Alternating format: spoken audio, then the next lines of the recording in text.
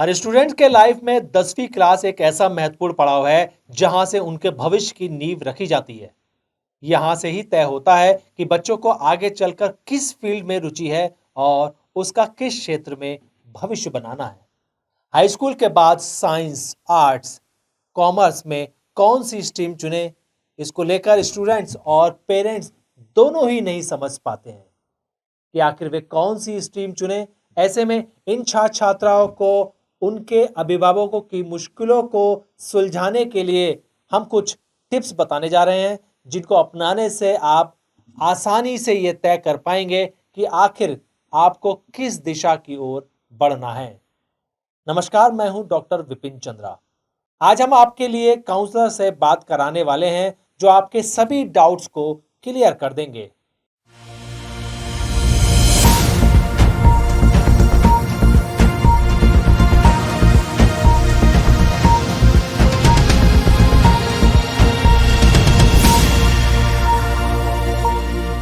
आज हमारे साथ में मौजूद है मोटिवेशनल स्पीकर और ट्विन विन संस्था के सीईओ वैभव पांडे जी। उनके साथ में मौजूद है ट्विन विन संस्था के सीईओ और अमेरिका से करियर को लेकर विशेष काम करने वाले करियर काउंसलर अंशुल वशिष्ठ जी। बहुत बहुत स्वागत है आप लोगों का। वैभव जी, बहुत बहुत स्वागत है। धन्यवाद न्यूज़ टुडे नेटवर्क का हमें यहाँ बुलाने के लिए। लगातार जो है हम लोग जो देख रहे हैं करियर को लेकर काफ़ी ज़्यादा क्वेश्चंस हम लोगों के पास में आते हैं। और जब हम करियर मंत्र को लेकर इसकी स्टार्टिंग कर रहे थे तो एक सवाल आया कि जो बच्चे जब जो एग्ज़ाम जो है देते हैं उसके बाद उनके पास स्ट्रेस होता है कि वो जाए कहाँ फिर, क्योंकि अब उन्होंने 10th का एग्ज़ाम दिया या 12th का एग्ज़ाम दिया तो उसके बाद उनके पास ऑप्शन जो है क्या क्या हैं जो आपको लगता है कि वो उनको ऑप्ट करने चाहिए। बिल्कुल, तो जब बात करते हैं क्लास 10th के ऑप्शंस की, 10th के बाद के ऑप्शंस की, तो सबसे पहली चीज तो ये देखें कि आपका फैमिली और आपका जो डिसीजन है उसमें कॉमन बात हुई है या नहीं। अगर आप में एक बात हुई है और फिर आप एक ऐसा फैसला लेते हैं जो एक इन्फॉर्म्ड फैसला है। इन्फॉर्म्ड फैसला से मेरा मतलब सिर्फ इतना सा है कि आपको ये पता है कि जहां आप जाना चाहते हैं उस फील्ड में इनकम क्या है, आपको क्या उसका इनपुट देना पड़ेगा और फिर क्या उसका आउटपुट है, किस तरह की जॉब अपॉर्चुनिटीज मिलेंगी, किस तरह के आगे जाके जो फ्यूचर प्रोस्पेक्ट है वो क्या है। एक छोटे से एग्जांपल से समझाता हूं। सोलर एनर्जी या ऑयल इंजीनियरिंग में से ऐसी कौन सी चीज है जिसका आगे ज्यादा स्कोप है। सबको पता है कि दुनिया सोलर एनर्जी की तरफ जा रही है, ऑयल की तरफ नहीं जा रही है। तो ये एक छोटा सा एग्जांपल है जिससे आप समझ सकते हैं कि कैसे एक इन्फॉर्म्ड डिसीजन लेने से आप करियर में काफी आगे बढ़ सकते हैं। इसके अलावा जैसे इंटरेस्ट बेस्ड की अगर हम बात करें कि 10th के बाद जो बच्चे जिनका फ्यूचर जो है आगे चलकर है, तो इंटरेस्ट बेस्ड कौन से ऐसे जो है सब्जेक्ट को सेलेक्ट करना चाहिए, क्योंकि आप विश्व स्तर के आपने जो है करियर काउंसलिंग की है, क्या समझते हैं इसको लेकर? सर, इसमें दो चीज़ें देखने वाली हैं। पहली बात तो ये है कि बच्चे का इंटरेस्ट क्या है। अब वो इंटरेस्ट पता कैसे चलेगा। हम हमेशा बच्चों से ये कहते हैं कि जब भी आप अलग अलग एक्टिविटीज़ में पार्टिसिपेट करते हैं तो आपको आइडिया आता है कि ये मेरा इंटरेस्ट है। तो कई बच्चे होते हैं जिनको लिखने में रुचि होती है, कई बच्चे ऐसे होते हैं जिनको बोलने में ज़्यादा रुचि होती है, कईयों की म्यूजिक में या डांस में अलग अलग रुचि होती है। तो हम हमेशा ये बात करते हैं कि बच्चे का इंटरेस्ट तभी आप पहचान पाएंगे जब आप अलग अलग एक्टिविटीज़ में पार्टिसिपेट करेंगे। तो पहली चीज़ तो ये है। Second of all, subject wise interest पहचानना बहुत ज़रूरी है। तो मैं बच्चों को कहता हूँ जैसे 10th के बाद अब वो समय आ रहा है कि 11th में उनको स्ट्रीम चूज करनी है, तो बच्चे कई बार सवाल पूछते हैं कि मैं कौन सी स्ट्रीम चूज करूं, साइंस लूं, कॉमर्स लूं। तो उसमें एक दो चीजें आप जो इंप्लीमेंट कर सकते हैं, जो मैं सबको ये कहना भी चाहूंगा, सजेस्ट करना चाहूंगा। एक थ्योरी होती है जिसको कहते हैं थ्योरी ऑफ एलिमिनेशन। तो बच्चे गलती क्या करते हैं, हमेशा ये पूछते रहते हैं कि मुझे तो फिजिक्स भी पसंद आ रहा है, केमिस्ट्री भी पसंद आ रहा है, मैथ्स भी ठीक ही लगता है। थ्योरी ऑफ एलिमिनेशन उसके उल्टी बात कहती है। थ्योरी ऑफ एलिमिनेशन ये कहती है कि आप सबसे पहले उस सब्जेक्ट को देखिए जो आपको बिल्कुल पसंद नहीं है, तो आप उसको एलिमिनेट करिए। जैसे अगर मैं अपना एग्जांपल दूं तो क्लास 9th में शायद मैं एक डॉक्टर बनना चाहता था, कार्डियोलॉजिस्ट बनना चाहता था। बट जब 10वीं में मैंने बायोलॉजी पढ़ी तो मुझे लगा कि यार ये ऐसा सब्जेक्ट है जो शायद मैं आगे ना पढ़ना चाहूं। तो मैंने सबसे पहले उसको एलिमिनेट किया कि मुझे लगा यार ये मैं बिल्कुल नहीं पढ़ना चाहूंगा। एंड देन जब आप ऐसे थ्योरी ऑफ एलिमिनेशन यूज करके अलग अलग सब्जेक्ट एलिमिनेट करते हैं तो आपके पास कुछ वो 3-4 इंपॉर्टेंट सब्जेक्ट्स रह जाते हैं जिनको आपको लगता है कि हाँ ये मैं आगे जाके लाइफ में पढ़ना चाहूंगा। तो जब आपको लगेगा कि मैं इंटरेस्ट के हिसाब से अपने करियर चूज कर रहा हूं, तो मुझे लगा कि वो शायद मेरे लिए फिजिक्स था, थोड़ा बहुत मैथ्स था, तो मैंने कहा केमिस्ट्री में मैनेज कर लूंगा, फिजिक्स मैथ्स अच्छा है, तो maybe I should select PCM and then I went on to do engineering. फिर मैंने इंजीनियरिंग करी। तो इसलिए इस हिसाब से आप इंटरेस्ट के हिसाब से अपना फील्ड चूज कर सकते हैं। इसके अलावा जो है जो पेरेंट्स हैं उनकी समझ दूसरे तरीके की होती है, क्योंकि एक एज गैप भी होता है। तो उसमें आप क्या समझते हैं कि जो पेरेंट्स और बच्चों के बीच में जो गैप है तो उसको कैसे फिल करना चाहिए करियर के पॉइंट ऑफ व्यू से? इसमें सबसे पहले जो बात आ जाती है वो ये कि हम कहते थे ना कि जो एज गैप आता है वो 20 साल में आता है, आज वो 5 साल में आता है। सबसे पहले तो पेरेंट्स इस बात को एक्सेप्ट करें कि जो जनरेशन इस समय स्कूलों में है वो हम नहीं है, और हमें उनसे संवाद के थ्रू ही रास्ते खुलेंगे। हम हमेशा ये कई बार सोचते हैं कि हम अपनी आकांक्षाएं बच्चों के ऊपर थोपें, तो वो कभी भी ना करें। आप बच्चों से संवाद स्थापित करें और बच्चों से डेटा पे बात करें। ये एक समझदार जनरेशन है। अगर आप इनसे बात करते हैं कि अच्छा बच्चा बताओ कौन से 5 कॉलेज हैं जिसमें तुम एडमिशन लेना चाहोगे, ये आपको पूरी गूगल्ड इंफॉर्मेशन देंगे। फिर आपको मुद्दे पॉइंट वाइज आप उनसे बात करेंगे तो आप देखेंगे कि आपका संवाद बेटर होगा। अगर आप उनसे ये कहेंगे मैंने फैसला ले लिया और ये आखिरी फैसला है, तो ये फैसला इस जनरेशन के साथ नहीं चलेगा। आपको संवाद स्थापित करना पड़ेगा, एक कॉमन कंसेंसस तक आने की कोशिश करनी होगी। लेकिन हाँ, बच्चों को यह भी कहिए कि जो फैसला कॉमन ले लिया गया है फिर उस पर डटे रहें, क्योंकि एक लाइन में हमेशा कहता हूं कि जो लाक्षागृह में जलते हैं वही सूरमा निकलते हैं। इसका मतलब इतना है कि मेहनत हर फील्ड में करनी पड़ेगी, ये भी बच्चों को क्लियर करा जाए, ये बहुत जरूरी है। 10th के बाद जो है कौन सी फील्ड ऐसी है जो आज के समय में इस सिनेरियो में जो है बहुत ज्यादा हाइप कर रही है? क्योंकि 10th के बाद उसको 11th करना है, फिर 12th करना है, फिर आगे फ्यूचर उसका बनना है। देखिए मैं आपको 3-4 फील्ड्स बताता हूं। इस नेचुरली टेक्नोलॉजी की दुनिया है, तो अगर आपका बच्चा कोई ऐसा फील्ड में काम करना चाहता है जिसमें टेक्नोलॉजी से अच्छा स्केलिंग हो सकता है या टेक्निकल कुछ अच्छा हो सकता है, तो बिल्कुल कराएं।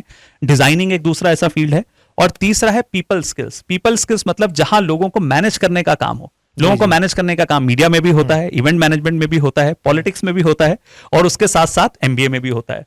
तो जहां लोगों को मैनेज करना आ जाता है, उससे कई सारी चीजें आपकी सफल रहती है।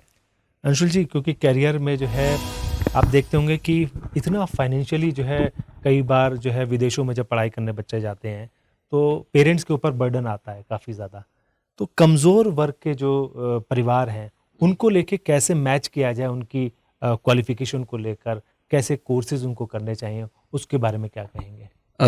सर मैं हमेशा बात करता हूँ कि the biggest gift that this generation has got is opportunity. तो सबसे बड़ा जो गिफ्ट इस समय इस जनरेशन के पास है वो है अपॉर्चुनिटी। तो अगर हम ये बात करें कि कुछ ऐसे बच्चे भी हैं, कुछ ऐसे परिवार से भी आते हैं जो उतना फाइनेंशियली इतने केपेबल नहीं है, उनके लिए भी बहुत ज़्यादा अपॉर्चुनिटीज़ हैं। जैसे अगर हम बात करते हैं फॉर एग्जांपल, अगर मान लीजिए अगर हम एक प्राइवेट कॉलेजेस की लिस्ट को हटा दिया जाए, अगर हम सेंट्रल यूनिवर्सिटीज़ की बात करते हैं, फॉर एग्जांपल अगर हम दिल्ली यूनिवर्सिटी की बात करें, अभी रिसेंटली ही सेंट्रल यूनिवर्सिटीज़ ने एक नया पैटर्न चूज़ किया है अपने सिलेक्शन का, जिसको CUET एग्जाम कहते हैं, सेंट्रल यूनिवर्सिटी एंट्रेंस टेस्ट। तो अगर बच्चे उसमें अच्छा करते हैं और किसी अच्छी सेंट्रल यूनिवर्सिटी से कोई अच्छा कोर्स अगर वो आगे जाके परस्यू करते हैं, तो वहाँ पर बहुत ज़्यादा फीस भी नहीं है, आप एक अच्छी यूनिवर्सिटी से डिग्री भी कर सकते हैं और आगे जाके आपको जॉब की भी अपॉर्चुनिटी ज़्यादा मिलती है। प्लस अगर आप फॉरेन यूनिवर्सिटीज़ की बात कर रहे हैं तो आजकल फॉरेन यूनिवर्सिटीज़ में भी स्कॉलरशिप्स होती हैं। तो अगर मान लीजिए अगर आप एंट्रेंस एग्जाम में बड़ा अच्छे नंबर लाते हैं, जैसे SAT एग्जाम होता है, स्कॉलस्टिक एप्टीट्यूड टेस्ट कहते हैं, तो अगर उसमें बच्चा अच्छा करता है, वो बच्चे 11 से ही एग्जाम दे सकते हैं, चाहे वो साइंस वाले हों, कॉमर्स वाले हों, आर्ट्स वाले हों, उससे कोई फर्क नहीं पड़ता। 1600 नंबर का पेपर होता है। अगर आप मान लीजिए 1500 या 1450 तक नंबर लाते हैं उस एग्जाम में और अच्छा करते हैं, तो बहुत सी फॉरेन यूनिवर्सिटीज उसमें भी कभी 80%, 100% स्कॉलरशिप्स भी देती हैं ट्यूशन फी पे। तो आपको ये कोशिश करनी चाहिए कि आप एक अच्छा एंट्रेंस एग्जाम निकालें। तो अगर आप एक अच्छा एंट्रेंस एग्जाम निकालेंगे तो बहुत सी ऐसी यूनिवर्सिटीज है जो खुद आपको स्कॉलरशिप देके बुलाना चाहती हैं। तो अपॉर्चुनिटीज बहुत है। इट इज जस्ट दैट थोड़ी मेहनत लगेगी, और अगर आप मेहनत करेंगे तो कुछ भी असंभव नहीं है। 11th के साथ साथ में वो कर सकते हैं अपने, या जो 11th में जिस कोर्स को वो करने जा रहे हैं जी वो करना चाहिए? नहीं, हाँ, अगर आप एंट्रेंस एग्जाम की बात कर रहे हो, तैयारी तो 11 से ही लगेगी। मैं हमेशा बात करता हूँ कि अगर आप बहुत लेट हो जाए, 12वीं के अंत में आप सोचें कि अब मुझे ये करना है, इसलिए करियर काउंसलिंग यहाँ पे बहुत इंपॉर्टेंट हो जाती है। तो आज ये अच्छा इनिशिएटिव रहा है न्यू स्टूडेंट नेटवर्क का भी कि हम आज करियर के विषय के ऊपर चर्चा करें। तो अगर बच्चे सही में अवेयर हैं क्लास 10वीं से ही, 11वीं से, तो वो उन एंट्रेंस एग्जाम की तैयारी कर सकते हैं और अच्छा एग्जाम क्रैक करके एक अच्छी यूनिवर्सिटी में भी जा सकते हैं। कई बार जो है हमने देखा कि हम किस टीचर से जाके जो है सलाह लें कि बेटे को या बेटी को इस करियर में जाना चाहिए। तो उसके लिए आप क्या कहेंगे कि स्कूल्स के जो टीचर्स हैं वो करियर को लेकर बहुत ज़्यादा तो नहीं पता होता, लेकिन उनको केवल बुकिश नॉलेज जो है मैं देख रहा हूँ कि काफ़ी बुकिश नॉलेज है, लेकिन फ्यूचर को लेकर बहुत ज़्यादा अवेयर नहीं है। तो उसके लिए आप क्या कहेंगे? देखिए ये बड़ा सही बात है कि आपको बात तो करियर के बारे में स्पेशलिस्ट से करनी चाहिए। ये बिल्कुल सत्य है। जैसे मान लीजिए कि अगर कोई एकेडमिक्स में बच्चा मेरे पास आता है और बोलता है अंग्रेजी के पेपर में 100 में से 100 नंबर कैसे लाऊं, मुझे उस पर बहुत ज्यादा राय नहीं देनी चाहिए, क्योंकि मैं अंग्रेजी स्कूल में नहीं पढ़ाता हूं। मैं सब्जेक्ट वाली अंग्रेजी नहीं पढ़ाता हूं, मैं बोलना सिखाता हूं। उसी तरह से अगर कभी टीचर्स को ऐसा लगे कि किसी टॉपिक के बारे में नहीं पता है, तो बेसिक इन्फॉर्मेशन देने के बाद पास ऑन कर देना चाहिए स्कूल के काउंसलर के पास, या फिर अगर कोई ऑर्गेनाइजेशन करियर पे काम कर रही है तो उसके प्रति। और एक बात और देखनी चाहिए कि आप अपने ही फैमिली ब्रैकेट में ऐसे लोग चुनें जो पिछले कुछ सालों में सक्सेसफुल हुए हैं। 40 साल पहले जो सक्सेसफुल हुए थे उनसे नहीं, जो पिछले 4-5 सालों में सक्सेसफुल हुए हैं उनसे बात कराएं, और फिर देखें कि क्या आपके बच्चों ने उनसे कुछ सीखा। इसमें एक बड़ी इंपॉर्टेंट कड़ी ये भी है कि फैमिली में कोई ऐसे नहीं है तो पड़ोस में होंगे। बस यही है, जरूरत है एक दूसरे से बात करने की। बिना सलाह लिए या बिना राय लिए करियर का डिसीजन लेना बहुत गलत है। हम कोई सामान खरीदने जाते हैं तो पहले हम 10 वेबसाइट पे चेक करते हैं। करियर के में हम ये गलती कर देते हैं, तो हम ये गलती ना करें तो बहुत बेटर रहेगा। एक छोटा सा एक पॉइंट मैं इसमें ऐड करना चाहूंगा। बहुत सारे पेरेंट्स घर में बात करते हैं कि कितने लाख का पैकेज लगेगा। सिर्फ ये बात करने से सामाजिक जो हमारी रिस्पॉन्सिबिलिटी है वो अधूरी रह जाती है। मैं अपनी लाइन में इसको एक लाइन में खत्म करूंगा। जो काम किसी के काम ना आ सके, क्या रखा है ऐसे काम में? जो पहचान खुद से पहचान ना करा सके, क्या रखा है ऐसी पहचान में? तो बच्चे को काम ऐसा करने दीजिए जिससे उसकी पहचान बने और वो एटलीस्ट देश के काम आए। वो एक एस्पेक्ट रह जा रहा है इस पैकेज की लड़ाई में, वो नहीं रहना चाहिए। करियर को लेकर आपने बहुत सी चीजें, मोटिवेशनल स्पीकर भी हैं आप, और आपने एक नई बुक लिखी है। वो अमेज़ॉन पर जो है हमारे कुछ लोग जो है, अगर स्टूडेंट्स जो हैं, नई बुक के बारे में भी आप सर बताएंगे कि कौन सी बुक है, और अमेज़ॉन पर वो अवेलेबल है। हम लोग उसको डिस्क्रिप्शन बॉक्स में उसका लिंक भी देंगे, आप वहां से उसको परचेज भी कर सकते हैं। क्या है, कौन सी बुक है जिसमें आपने क्या क्या? तो सोच संजीवनी नाम की किताब है ये, क्योंकि जो हमारी सोच है उसको एक संजीवनी की जरूरत है आज के इस समय में। तो सोच संजीवनी एक नेशनल बेस्टसेलर रही, अमेज़न पे रैंक 1 भी रही, और कई IITs में उसको लेके मैंने कई तरह के कार्यक्रम किए हैं। और मैंने ये देखा कि युवाओं को शायद कुछ एक मोटिवेशन की एक डोज की जरूरत थी। तो कोशिश यही है कि माना अंधेरा बहुत घना है लेकिन दिया जलाना कहाँ मना है, बस इस बात की वो छोटी सी कोशिश है। और अगर मैं अपनी पंक्तियों में वो कहूं, विपिन सर जैसे लोगों के लिए, ऐसे लोगों के लिए जो दिन रात मेहनत करके समाज के लिए कुछ अच्छा कर रहे हैं, हिम्मत की जो ये मशाल तुमने जलाई है, हिम्मत की जो ये मशाल तुमने जलाई है, सम्राटों के तलवारों से ज्यादा ये काम आई है। बस एक इसी तरह की थीम के साथ ये किताब है, और उम्मीद करते हैं कि ज्यादा लोग इसको पढ़ें और रोज एक नई बात से अपना जीवन शुरू करें, और ये बात जान लें कि भारत के सोने की चिड़िया के जो पंख हैं वो उसको लौटाने की जिम्मेदारी हमारी है। बस उतना अगर हम याद रखें तो सब हो जाएगा। आप जो है, जैसे रुचि जो है, कुछ मैंने देखा स्टूडेंट्स की रुचि कुछ और होती है, वो कर कुछ और पाते हैं। जैसे हॉबी जो है उनकी कुछ और है, लेकिन पेरेंट्स ने कहा कि आज ये कर लो, फिर उसको कैसे तालमेल बैठाया जाए, उसके बारे में क्या कहेंगे? हाँ, ये बहुत बार प्रश्न आता है कि मेरी हॉबी कुछ और है और मैं करियर में क्या करूं। तो इसके लिए मैं हमेशा बच्चों को सजेस्ट करता हूं कि कभी भी अपनी हॉबी को नहीं छोड़ना चाहिए। अब इसका मतलब क्या है, दोनों साथ में लेके चलने पड़ेंगे। मान लीजिए फॉर एग्जांपल, अगर मेरे घर पे डिस्कशन हो रहा है कि मान लीजिए मुझे फोटोग्राफी का कुछ कोर्स करना है, और मेरे घर वाले कहते हैं कि नहीं, तुम्हें फोटोग्राफी नहीं करनी चाहिए, हमें नहीं लगता कि वो शायद इतना सेफ ऑप्शन है फ्यूचर वाइज, तो हमें लगता है कि तुम्हें इस चीज में डिग्री करनी चाहिए। तो मैं हमेशा बच्चों को सजेस्ट करता हूं, अगर ऐसा बीच में डिस्कशन हो रहा है और वो कंसेंसस नहीं बन पा रहा है, तो टेबल पे बैठ के डिस्कस करना चाहिए। और जो बच्चे का इंटरेस्ट है, मान लीजिए उसको लगता है कि यार मैं इसके अलावा मैं शायद BBA या बिजनेस मैनेजमेंट टाइप का कोर्स करना चाहूंगा, तो मुझे इंजीनियरिंग नहीं करनी है, मैं BBA टाइप का कोर्स कर सकता हूं, तो I would like to pursue that.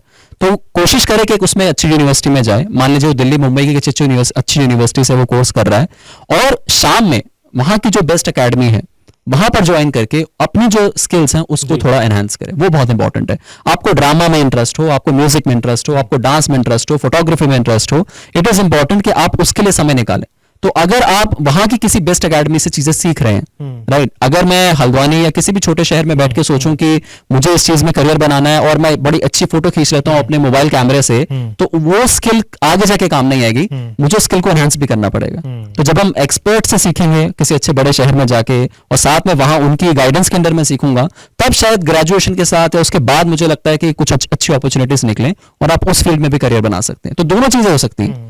तो पेरेंट्स की बात भी रह सकती है, आपका करियर भी बन सकता है। मैंने बहुत से ऐसे स्टूडेंट्स देखे हैं जो इंजीनियरिंग के बाद कुछ फोटोग्राफर बन गए, इंजीनियरिंग के बाद उन्होंने अपनी इवेंट मैनेजमेंट की कंपनीज खोल ली, किसी ने बिजनेस मैनेजमेंट करने के बाद अपना पूरा ही करियर चेंज कर लिया, तो कोई फैशन डिजाइनिंग की फील्ड में चला गया, कोई मास कम्युनिकेशन कर लिया।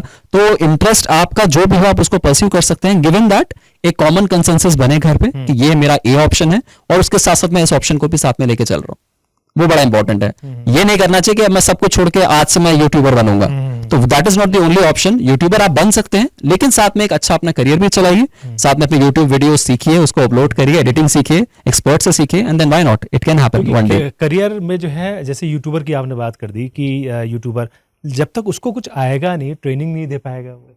बिल्कुल, तो ट्रेनिंग बड़ी इंपॉर्टेंट है किसी भी चीज के लिए, कि हम लोग मानते हैं कि अगर ट्रेनिंग जब आएगा तभी वो जो है ट्रेनिंग दे पाएगा। यूट्यूब में तो जो है खास तौर से यही जो है चीज़ ज़्यादा चलती बिल्कुल है। बिल्कुल, आपने बिल्कुल सही बात पकड़ी है यहाँ पे। अगर आप किसी चीज के एक्सपर्ट होंगे तभी आपके लोग वीडियोस भी देखेंगे। हाँ, अगर आपने किसी पे, अगर आपकी रुचि उस चीज में है, अगर आपकी एक्सपर्टीज है, तो आप नेचुरली लोग आपके वीडियोस देखना पसंद करेंगे। तो अगर आपने एक अच्छा करियर ऑप्शन चूज कर रखा है, आपने कोई नई चीजें सीखी भी हैं एक्सपर्ट्स के अंडर, गाइडेंस के अंडर, तो वही चीजें बाद में आप यूट्यूब के थ्रू, यूट्यूब के माध्यम से आप लोगों तक पहुंचा सकते हैं। मतलब आपका शायद चैनल भी बढ़ सकता है। थैंक यू बिल्कुल। आपने जो है बहुत महत्वपूर्ण जानकारी अंशुल जी ने दी और वैभव पांडे जी ने दी है। मैं आपका बहुत धन्यवाद करना चाहूँगा। और आप लोग जो हैं इस वीडियो को जो है उन स्टूडेंट्स को भी शेयर कर सकते हैं, उन पेरेंट्स को भी शेयर कर सकते हैं जो कि लगातार करियर को लेकर सचेत रहते हैं या फिर करियर को लेकर परेशानी में रहते हैं, असमंजस में रहते हैं। तो उनकी कुछ शंकाओं को ज़रूर दूर किया जा सकता है। और अगर आप लोगों को कुछ सवाल अंशुल जी से करना है या फिर वैभव पांडे जी से करना है तो आप हमें कमेंट करके भी जानकारी दे सकते हैं। और ये वीडियो आपको अच्छा लगा हो तो हमें आप लाइक कर सकते हैं और हमारे चैनल को सब्सक्राइब करें। थैंक यू दोस्तों, हमारा यह वीडियो आपको कैसा लगा आप हमें कमेंट बॉक्स में ज़रूर बताइएगा। अगर आप इसको YouTube पर देख रहे हैं तो हमारे चैनल को सब्सक्राइब करिए। अगर आप Facebook पर देख रहे हैं तो हमारे चैनल को लाइक करिए और हमारे पेज को फॉलो करें। नमस्कार।